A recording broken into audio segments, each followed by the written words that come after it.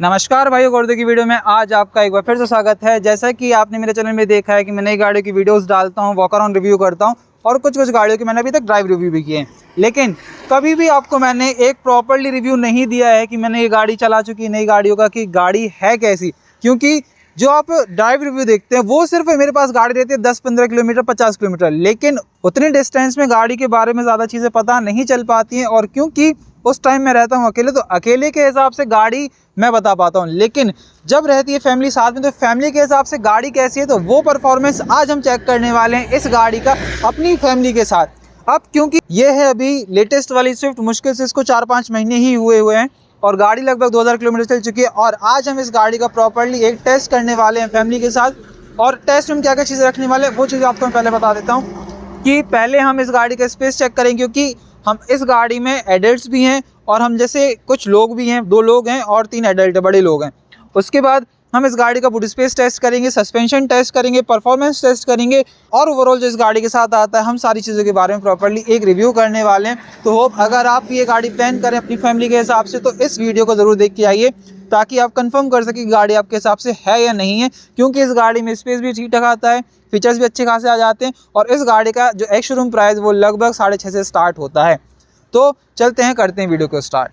तो वैसे अभी हम जाने वाले हैं इस गाड़ी से लगभग मतलब पूरा जो टोटल दिन का हमारा डिस्टेंस रहेगा वो 400 से 500 किलोमीटर का रहेगा, जिसमें से अभी हम 100 किलोमीटर कवर करके आ चुके हैं। और प्रॉपर्ली इसका हमें एक रिव्यू ये करना है कि इतने डिस्टेंस पर जितने भी लोग अभी इस गाड़ी में बैठे हैं क्या वो कंफर्टेबली बैठ पा रहे हैं या नहीं, क्या उनकी बैक में पेन इन हो रहा है, तो ये सारी चीज़ें भी हमें चेक करनी है। तो अभी फ़िलहाल गाड़ी में कुछ सदस्य वहाँ जा रहे हैं और मम्मी अभी यहाँ बैठी हैं। तो अगर आप स्पेस देखें यहाँ का तो रियर में स्पेस सफिशिएंट है, ठीक है। और जितने भी जो बड़े लोग हैं जैसे मेरी मम्मी हो गई हैं तो वो पीछे बैठी हैं, पापा भी पीछे बैठे हैं और उनके एक फ्रेंड है वो भी यहाँ पीछे बैठे हैं। तो अब लेग स्पेस की बात करें तो मेरे हिसाब से यहाँ हाइट के हिसाब से ठीक है, हेडरूम भी यहाँ पर ठीक ठाक है। अब क्योंकि इस गाड़ी का ये है VXI वेरिएंट, तो यहाँ पर जो नेक रेस्ट है वो आते तो हैं लेकिन इंटीग्रेटेड आते हैं, एडजस्टेबल नहीं आते हैं। यानी अगर किसी को और ऊपर करना तो ऊपर नहीं कर सकता है, ठीक है। और सेंटर में इतना हम पे भी आता है, तो अभी हमारे जो पिताजी हैं उनको बैठा लेंगे और फिर पता करेंगे कैसा क्या है यहाँ पर। और जब हमारी ट्रिप कंप्लीट हो जाएगी फिर ओवरऑल हम यहाँ पर उनका रिव्यू लेंगे कि गाड़ी कैसी है। क्योंकि अभी जो मैं रिव्यू करता था मेरे अकॉर्डिंग ठीक है, लेकिन जो जिनको गाड़ी में बैठना है, चलाने वाला तो ठीक है वो वहाँ बैठेगा तो उसको अपने हिसाब से कंफर्ट मिल जाएगा, लेकिन जो यहाँ बैठा है पीछे बैठा है उसके हिसाब से गाड़ी कंफर्टेबल है या नहीं। तो ये अब चलते हैं, करते हैं ट्रिप को स्टार्ट। तभी फिलहाल निकल चुके हैं, सब सदस्य गाड़ी में बैठ चुके हैं और पीछे स्पेस वगैरह भी ठीक ठाक है। अब क्योंकि ये जो रूट है इसमें मतलब जो रास्ता है बहुत ज़्यादा ख़राब है, तो ये एक बेस्ट तरीका है सस्पेंशंस को चेक करने का कि सस्पेंशंस है कैसे गाड़ी के, यानी जर्क कितना ले रहे हैं। जैसे अभी ये है तो इसमें फील ही नहीं हो रहा है कि गाड़ी में झटके लग रहे हैं, मतलब लग रहे हैं लेकिन उतने ज़्यादा नहीं लग रहे हैं जैसे ये छोटे छोटे झटके हैं। तो ये आराम से गाड़ी ले रही है, झेल रही है। और एसी की बात करें तो एसी ऐसी है कि ठीक है, इसकी पीछे भी वेंट्स वगैरह नहीं आती क्योंकि ये VXI वेरिएंट है, तो VXI में रियर एसी वेंट्स नहीं आता। अगर आप टॉप मॉडल में जाते तो वहाँ पर आपको देखने मिलेंगे। और चार्जिंग वगैरह भी आपको यहाँ मिल जाता है। तो अभी मैं मोबाइल को चार्ज करके ही चल रहा हूँ। स्पीड ऐसे ही कि ठीक है, मतलब अपने नॉर्मल चार्ज से थोड़ा सा स्लो है, लेकिन ये है कि चार्ज कर दे रहा है अच्छे से। एसी की बात करूं तो एसी में यहाँ पर क्या है, स्पीड अगर इसकी फ़ैन की बात करें तो अभी ठीक है, लेकिन जब ज़्यादा गर्मी रहेगी तो हो सकता है कि इंस्टेंट कूलिंग ना दे, 10 से 15 मिनट लगाए ठंडी करने के लिए गाड़ी। और माइलेज की बात करें तो अभी गाड़ी रिजर्व में है, अभी कुछ देर बाद पेट्रोल डलाएंगे और उसके बाद देखते हैं कि कितना क्या माइलेज ये अभी गाड़ी देती है। यहाँ पर इसमें आपको 2 टाइप के माइलेज देखने मिलते हैं। एक है इंस्टेंट वाला जो कि गाड़ी की स्पीड के अकॉर्डिंग चेंज होता रहता है। जैसे अभी तो आपको रेंज वगैरह कुछ नहीं दिख रही है, अब जैसे ये 50 का माइलेज आपको दिखाई दे रही है, 32 का एकदम से चेंज हो रहा है। तो ये इसका इंस्टेंटेनियस वाला है। और एक और आता है ये एवरेज, यानी जब गाड़ी चलती है तो हर 10-15 किलोमीटर के हिसाब से गाड़ी क्या एवरेज ले रही है वो बता रही है। तो अभी इसका जो माइलेज है वो भी आपको कितना दिखाई दे रहा है, 18.4 का। गाड़ी की एसी बंद कर देंगे, थोड़ा चलाएंगे तो फिर 19 ही पहुंच जाएगी, 20 ही पहुंच जाएगी, लेकिन एग्जैक्ट इसका जो माइलेज है वो अभी प्रॉपर्ली पता नहीं है। क्योंकि ये 3 सिलेंडर इंजन के साथ आती है तो माइलेज में कंपनी क्लेम करेगी इसका माइलेज बढ़ चुका है 24 से 25 का, लेकिन प्रैक्टिकली कितना है वो चेक करेंगे बाद में। तो अभी गाइस फ्यूल डला लिया है पेट्रोल पे आके और गड़ा गुड़ा पहुँच चुके हैं। और यहाँ से लगभग अपना जो डिस्टेंस है वह अप्रॉक्सीमेटली लगभग कितना 56 किलोमीटर बचा हुआ है सागर। और टंकी भी लगभग मोर देन हाफ हो चुकी है, ठीक है। और यहाँ पर अब रेंज आ चुकी है 296 किलोमीटर की। लगभग इतना में और चलना पड़ेगा 296, ठीक है। ज़्यादा की ही है इससे रेंज तो, क्योंकि रिज़र्व में भी रहता है तो रिज़र्व में लगभग 70-80 किलोमीटर और गाड़ी चल जाती है। अब गाड़ी की ड्राइविंग परफॉर्मेंस की बात करें तो अभी वैसे गाड़ी को फ्यूल का टॉपअप करा लिया है, लगभग इतने बार्स आ चुके हैं और रेंज आ चुकी है लगभग इतने किलोमीटर्स की, और इतना ही अभी हमें रिटर्न भी होना है। अब परफॉर्मेंस की बात करें तो जैसे इस गाड़ी का 2 लीटर 3 सिलेंडर इंजन कर दिया गया है, तो परफॉर्मेंस में थोड़े बहुत चेंजेस हैं। जो इसके पहले वाली जनरेशन थी वो तो मैंने बता दिया था, लेकिन दिक्कत कहाँ जाती है कि अगर आप इस 4th गियर पर हैं और आपको इस गाड़ी को ओवरटेक करना है तो आपको डाउन शिफ्ट करना ही पड़ेगा, क्योंकि इस स्पीड पे गाड़ी ओवरटेक नहीं होगी। और मेनली क्या है, पेट्रोल गाड़ी में ज़्यादा पावर नहीं होती है, तो अगर आप कोई भी पेट्रोल गाड़ी लेते हो तो उसमें आपको डाउन शिफ्ट करना ही पड़ता है। लेकिन यहीं अगर टर्बो पेट्रोल होता तो टर्बो पेट्रोल में आपको बस थोड़ा सा एक्सीलरेट करना पड़ता है और डायरेक्ट ही गाड़ी आराम से ओवरटेक कर सकती है। जैसे कि फ्रॉन्क्स में एक 1 लीटर टर्बो का इंजन ऑप्शन दिया है, वैसे अगर स्विफ्ट में भी दे दे तो ये थोड़ा और बढ़िया रहेगी। माइलेज के लिए सीएनजी है, पेट्रोल में माइलेज मेरे ख्याल से 18 से 20 दे देती है। और जो टर्बो वाला अगर जो फ्रॉन्क्स में इंजन आता है अगर वो इसमें आ जाए तो परफॉर्मेंस के हिसाब से ये फिर ठीक रहेगी। लेकिन अभी भी ठीक है, मतलब जिसको ज़्यादा परफॉर्मेंस नहीं चाहिए कि जैसे अब मुझे ओवरटेक करना है, तो अभी गाड़ी ये भी स्लो है, ये थोड़ा सा मौसम इसने बना लिया तो ओवरटेक कर लिया आराम से। लेकिन अगर ये भी रफ्तार में होती तो फिर मुझे डाउन शिफ्ट करना पड़ता, फिर उसके बाद ही गाड़ी ओवरटेक हो पाती।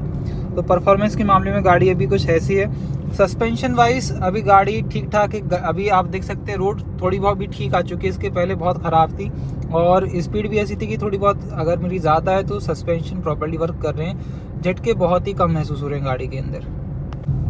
तभी गाड़ी चलाते हो गए हैं 181 किलोमीटर, और 181 किलोमीटर पे क्या क्या इस गाड़ी में पॉजिटिव है नेगेटिव है वो मैं आपको बताता हूँ। सबसे पहले अगर आप गाड़ी चला रहे हो म्यूज़िक प्लेबैक कंट्रोल करना है तो आप यहाँ से कर सकते हो, लेकिन अगर आपको वॉल्यूम स्लो करनी है और इसमें क्या है आपको एक एक करके स्लो करनी पड़ेगी, अगर आप होल्ड करोगे तो अलग सी आवाज़ आएगी, फिर उसके बाद फिर वो स्लो होगा, तो ये थोड़ा सा इरिटेटिंग लगता है। उसकी जगह यहाँ पर ही एक नॉब दे देते तो नॉब से क्या होता कि डायरेक्टली इकट्ठा एक बार में जितनी आपको वॉल्यूम बढ़ानी है कम करनी है वो दोनों आप कम कर सकते थे। वैसे यहाँ से ही बढ़ा सकते हैं कि आपने यहाँ प्लस में क्लिक किया फिर ऐसे बढ़ा दिया, लेकिन इससे क्या होगा जो गाड़ी चला रहा है उसका जो ध्यान है वो भटक जाएगा और इसी चक्कर में एक्सीडेंट भी हो सकते हैं। पॉजिटिव इसका क्या है, पॉजिटिव ये है कि इसमें यहाँ पर जो पावर विंडो है ड्राइवर साइड का वो ऑटो अप डाउन के साथ आता है। जैसे कि अगर मैं यहाँ एक बार बस दबा दूँ ऑटोमेटिकली पूरा खुल जाएगा, अप करूँगा पूरा अप हो जाएगा। मिरर फोल्डिंग्स आ जाती, मिरर फोल्डिंग नहीं आते सॉरी, यहाँ पर इलेक्ट्रिकल एडजस्टमेंट्स आते हैं, तो ये बढ़िया चीज़ है इस वेरिएंट में।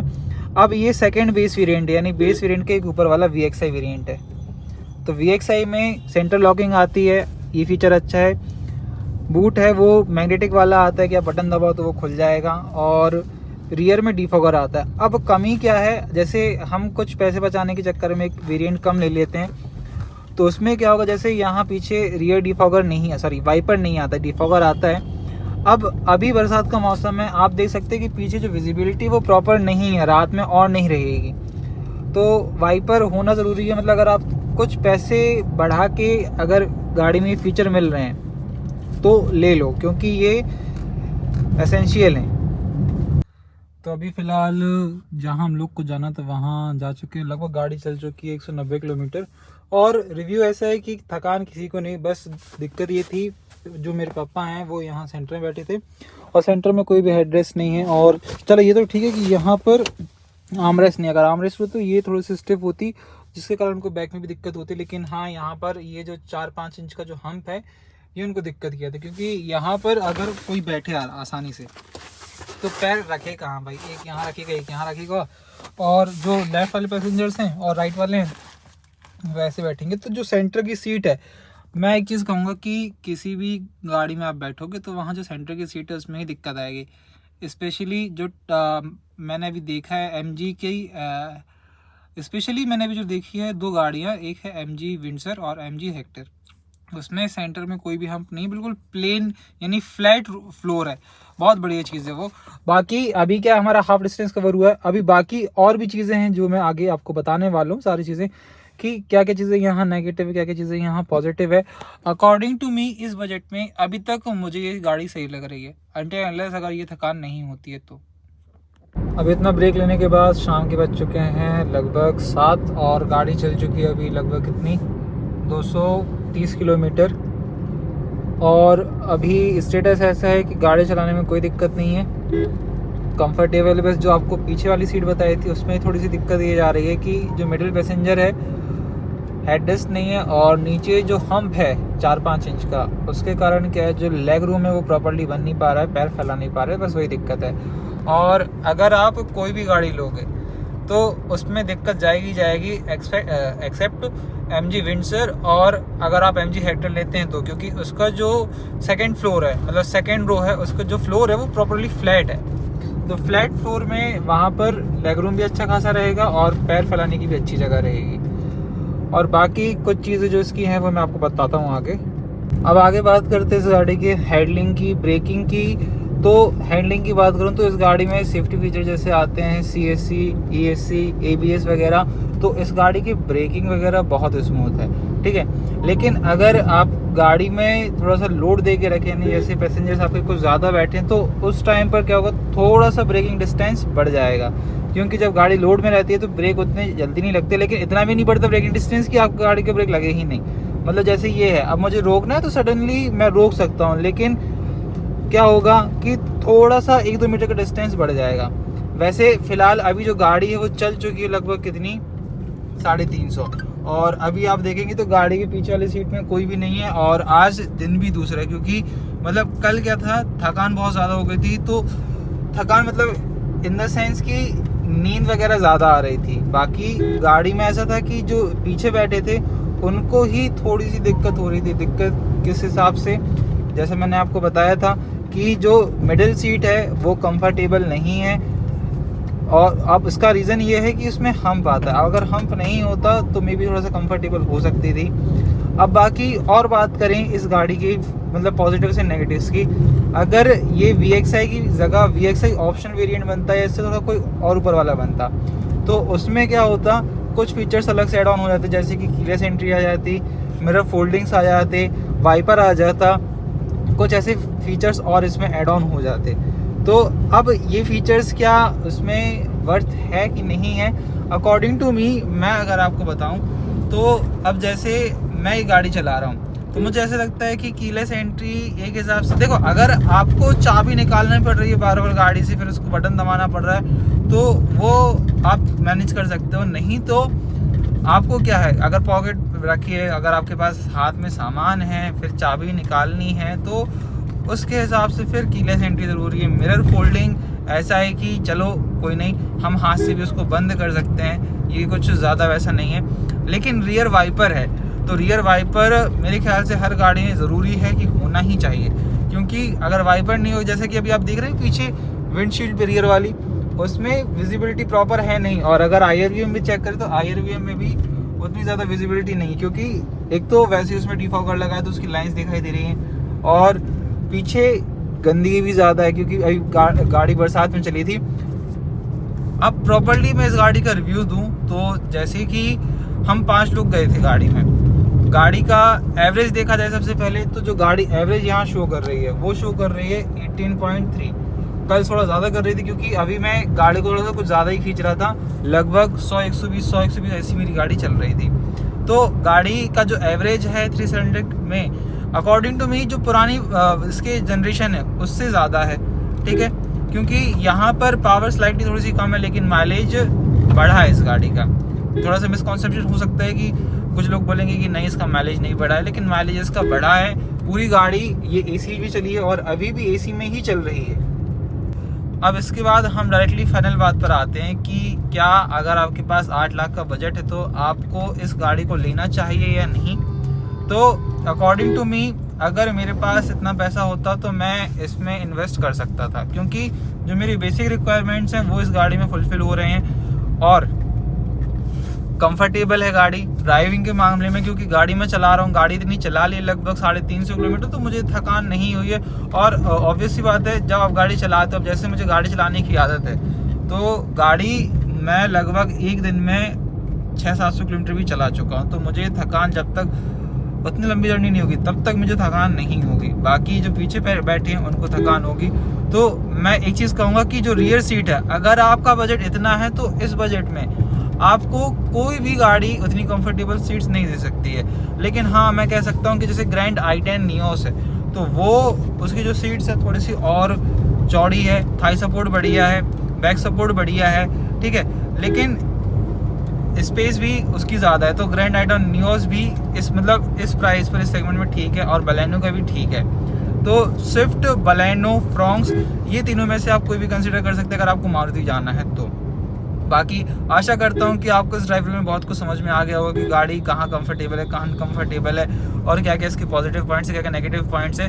तो फिलहाल अभी करते हैं वीडियो को यही एंड। अगर आपको वीडियो अच्छी लगी तो वीडियो को लाइक जरूर करें, चैनल पर नए हो तो चैनल को सब्सक्राइब जरूर करें। वीडियो देखने में बहुत बहुत धन्यवाद। Thank you so much. Tata.